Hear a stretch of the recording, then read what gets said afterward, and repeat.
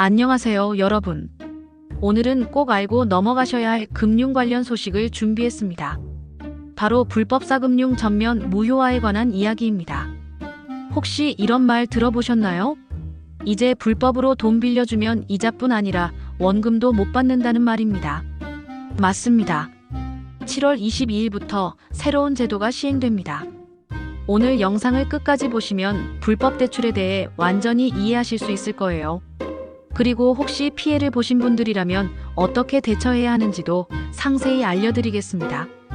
구독과 좋아요 버튼도 눌러주시면 정말 감사하겠습니다. 이런 중요한 정보를 더 많은 분들에게 알리는 데 도움이 됩니다. 먼저 실제 피해 사례들을 살펴보겠습니다. 이런 경우 혹시 겪어보셨나요? 첫 번째 사례입니다. 급하게 돈이 필요해서 전화로 대출을 받으신 경우가 있으신가요? 전화로 오는 대출 권유는 100% 불법입니다. 정말 100%입니다. 두 번째 사례, 대부업체라고 하는데 계약서도 안 줬던 경우입니다. 정식 대부업체라면 반드시 계약서를 작성해야 합니다. 계약서 없이 돈을 빌려주는 것은 모두 불법입니다. 세 번째 사례, 60% 이상 초고금리 대출을 받았던 적이 있는 분들입니다. 이제 이런 계약은 전부 무효입니다. 이자뿐 아니라 원금도 갚지 않아도 됩니다. 네 번째 사례, 정말 심각한 경우인데요. 욕설, 협박, 성적 모욕까지 당하신 분들이 계십니다. 이런 반사회적 수단을 사용한 대출은 모두 무효입니다. 실제로 김모 씨의 경우를 보면 급하게 돈이 필요해서 전화로 온 대출 권유에 응했다고 합니다. 처음엔 낮은 이자율로 속이더니 실제로는 연 80% 이상의 고금리를 요구했습니다. 그리고 상환이 어려워지자 협박까지 했다고 합니다. 또 다른 박모 씨의 경우는 더 심각합니다. 신분증을 요구하더니 가족들의 개인정보까지 수집했습니다. 그리고 돈을 갚지 못하자 가족들에게까지 연락해서 협박을 했다고 합니다. 이런 피해 사례들이 정말 많습니다. 하지만 이제 이런 계약들은 전부 무효입니다. 법적으로 보호받을 수 있습니다. 이제 개정된 대부업법 시행령에 따라 어떤 경우에 계약 자체가 전면 무효가 되는지 자세히 알아보겠습니다. 첫 번째, 연 60%가 넘는 초고금리 대출입니다. 60%라는 숫자가 중요합니다. 이전에는 법정 최고금리인 20%를 초과한 이자만 무효였는데 이제는 60%를 초과하면 원금까지 무효가 됩니다. 예를 들어 100만 원을 연 80%로 빌렸다면 이제 100만 원 자체를 갚지 않아도 됩니다. 완전히 무효인 거죠. 두 번째, 폭행, 협박, 성착취, 인신매매 등 반사회적 수단을 사용한 경우입니다. 이런 수단을 사용한 대출은 처음부터 무효입니다. 협박의 범위는 생각보다 넓습니다. 직접적인 폭력 위협뿐만 아니라 가족에게 피해를 주겠다는 협박, 직장에 알리겠다는 협박도 모두 포함됩니다. 성착취의 경우도 마찬가지입니다.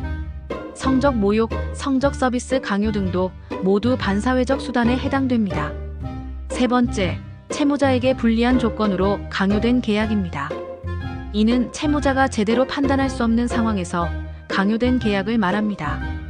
예를 들어 술에 취한 상태에서 계약을 체결하게 했다거나 급박한 상황을 악용해서 불리한 조건을 강요한 경우입니다. 또한 허위나 과장된 정보로 속여서 계약을 체결한 경우도 여기에 해당됩니다. 기존 제도와 새로운 제도의 차이점을 자세히 설명드리겠습니다. 기존에는 법정 최고금리 20%를 초과한 이자만 무효였습니다. 예를 들어 100만 원을 연 30%로 빌렸다면 20% 초과분인 10%만 무효였고 원금 100만 원과 20% 이자는 여전히 갚아야 했습니다. 하지만 이제는 60% 초과 자체가 원금도 무효입니다. 100만 원을 연 80%로 빌렸다면 100만 원 자체를 갚지 않아도 됩니다. 이는 정말 큰 변화입니다. 피해자들에게는 엄청난 구제 수단이 생긴 것입니다.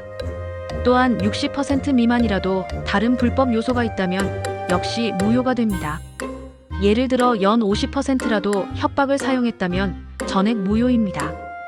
처벌 수위도 대폭 강화되었습니다. 이전에는 상대적으로 가벼운 처벌이었지만 이제는 정말 무거운 처벌을 받게 됩니다. 이제부터는 미등록 대부업자라는 말 대신 불법 사금융업자로 명확히 정의됩니다. 이는 단순한 용어 변경이 아닙니다. 불법사금융업자라는 명칭을 통해 이들의 행위가 명백히 불법임을 강조하는 것입니다. 불법사금융업자와 맺은 계약은 전부 불법입니다. 어떤 이유로든 법적 효력이 없습니다.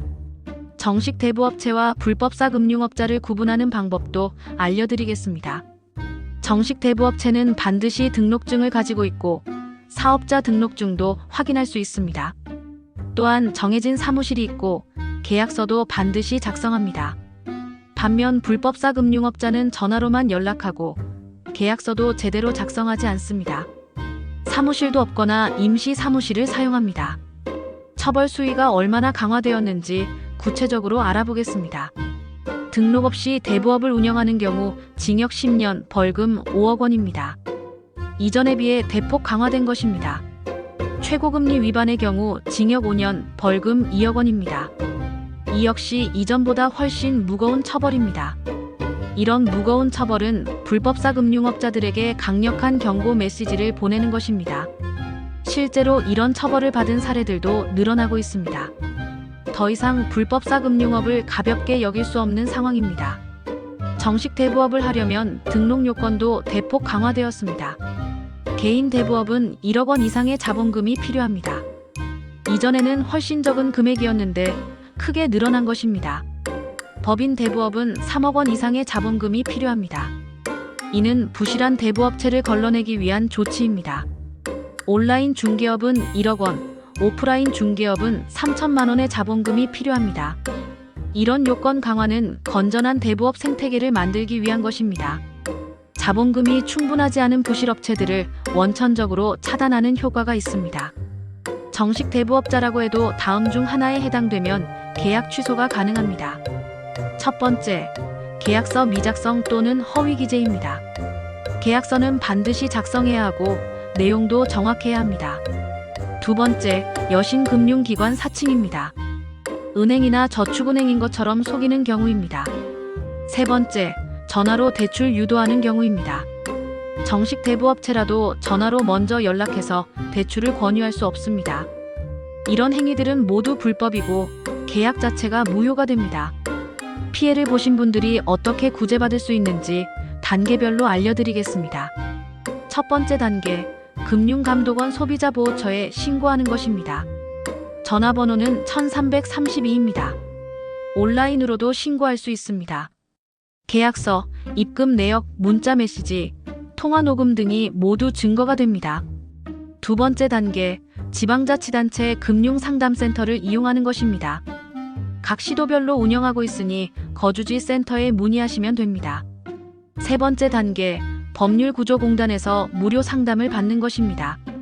경제적으로 어려운 분들은 무료로 법률 서비스를 받을 수 있습니다.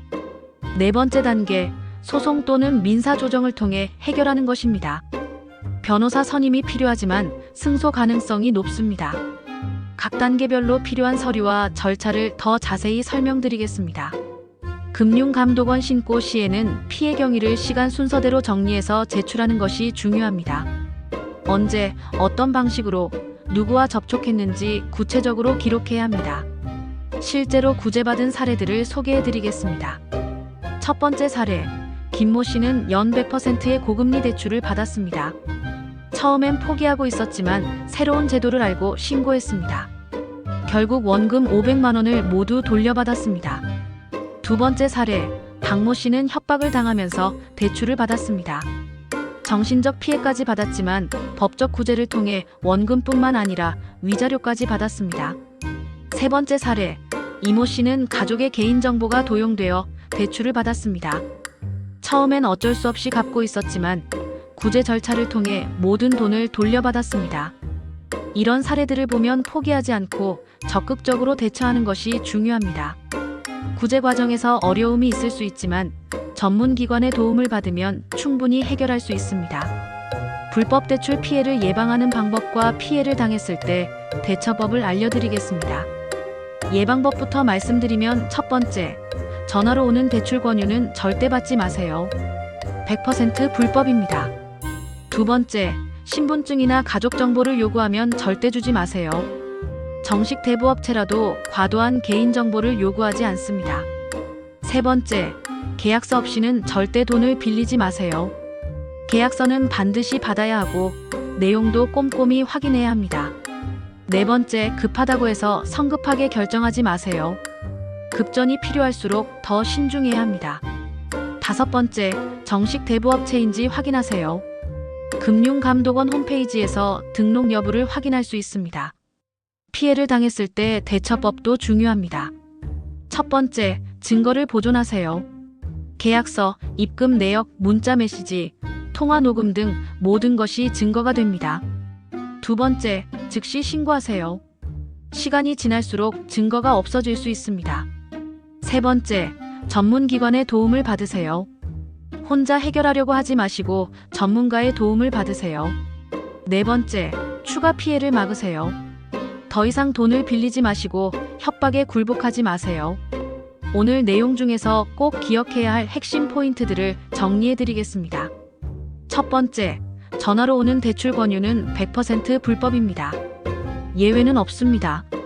두 번째, 신분증이나 가족정보 요구는 절대 금지입니다. 정당한 사유가 있어도 과도한 개인정보를 요구할 수 없습니다. 세 번째, 계약서 없으면 절대 서명하지 마세요. 계약서는 반드시 받아야 하고 내용도 확인해야 합니다. 네 번째, 연 60% 초과 대출은 원금도 무효입니다. 이자뿐만 아니라 빌린 돈 자체도 갚지 않아도 됩니다. 다섯 번째, 협박이나 폭력을 사용한 대출은 모두 무효입니다. 어떤 형태든 반사회적 수단을 사용하면 무효입니다. 여섯 번째, 피해를 당했다면 즉시 신고하세요. 혼자 해결하려고 하지 마시고 전문기관의 도움을 받으세요. 일곱 번째, 급전이 필요할수록 더 신중하게 판단하세요. 급하다고 해서 성급하게 결정하면 더 큰 피해를 볼 수 있습니다. 오늘은 불법사금융 무효화 정책에 대해 자세히 알아봤습니다. 가장 중요한 것은 불법 대출은 이제 갚지 않아도 된다는 것입니다. 이자뿐만 아니라 원금도 무효가 될 수 있습니다. 혹시 피해를 보신 분들이 계시다면 포기하지 마시고 꼭 도움을 요청하세요. 전문기관들이 도움을 줄 준비가 되어 있습니다. 또한 주변에 비슷한 피해를 보신 분들이 계시다면 이 영상을 공유해 주세요. 많은 분들이 이 정보를 알아야 합니다.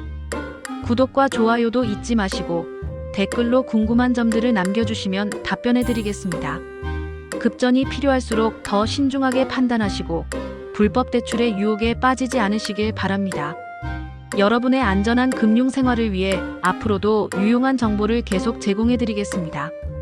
오늘 영상은 여기서 마치겠습니다. 감사합니다.